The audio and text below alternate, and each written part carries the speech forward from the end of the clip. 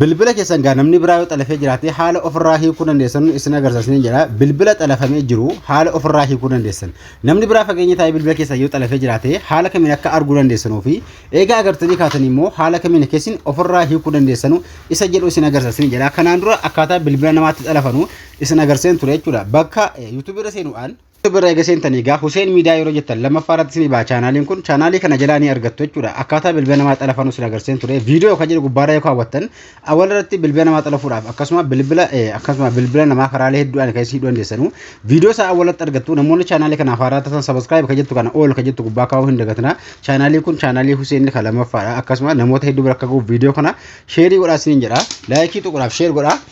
Bilbila namaa gaa xalafuudhaaf gaa haala kamiin bilbila xalafamee jiru gaa hiikuudhaaf haala kamiin akka hiikuu dandeessan namni dhiqatee bilbila keessan xalafee jiraate laaluu dandeessu ammallee eega laaltanii kaatanii ofirraa hiikuu dandeessu jechuudha. Haala kamiin keessin laaluu dandeessan bilbila keessa irraa bakka dawwalaa eega seentanii bilbila keessa irraa bakka dawwalaa kana seenu hanga awwala laaluu dandeessu jechuudha. Haala kamiin keessin laaltan xalafamuu isaa yookaan immoo namni sin xalafee jiraachuu hurjii kaa'uudhaan maslaalii eega keessanii gaa asirratti hurjii masaalii kaa'uudhaan haala kanaan ni barreessitu jechuudha. Eega barreessanii masaalii aan ni bilbiltu sim kaardii akka barbaaddeetti dawwaltu sim kaardii shakkii irraa qabda yookaan xalafamee jira akka jedhu akkasuma shakkii irraa qabda isaatti ni bilbiltu jechuudha. Namni karaa bilbila sim kaardiitiin yoo sin xalafee jiraate jechuudha. Karaa appiitiin illee ammallee xalafuu ni danda'ama yookaan immoo namni sin xalafuu danda'a. Karaa sana illee sin agarsiisa jechuudha. Hamma kana haala kanaan keenyaa banee jiru hankoo xalafamee hin jiru jechuudha. Kan keessa yoo dhiqqata xalafamee jiraate koon forwarding when the buy ka jedhu kun voice not forwarding ka jedhu asirratti not forwarding jedhee jira.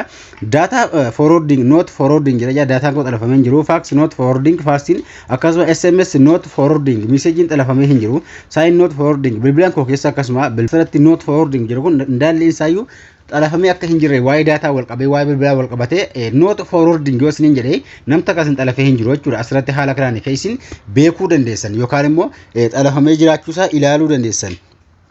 Eeganaa immoo yoo jiraate haala kamiin akka isin ofirraa hiikuu dandeessan yoo dhiqatan isin xalafee jiraate masalaalee see lama kaa'uudhaan gaa asirratti eega masalaalee keessanii 67 jechuudhaan 67 eega barreessanii kaatanii gaa dhumarratti masalaalee barreessitu haala kanaan itti bilbiltu jechuudha. Sim kaardii sana irratti yeroo isin bilbiltan haala kanaan ofirraa isinii balleessaa yookaan immoo yoo dhiqata jiraatedha kun yoo bakka hammaatti namni isin xalafee jiraate haala kanaan ofirraa balleessitu jechuudha. Yoo dhiqata bilbila keessa namni xalafee jiraatedha kan amma isin agarsiisa. Karaa biraallee haala kanaan ofirraa balleessuu dandeessu. Amma asirratti koon hoording accessful laanjee jira akkasuma irraa bahee jira jechuudha. Ammallee haala kanaallee baasuu dandeessu yoo dhiqata akka sanaan haala hammaatti isin agarsiise bahuu didee kanaallee ofirraa hiikuu dandeessu dabaluudhaan jechuudha.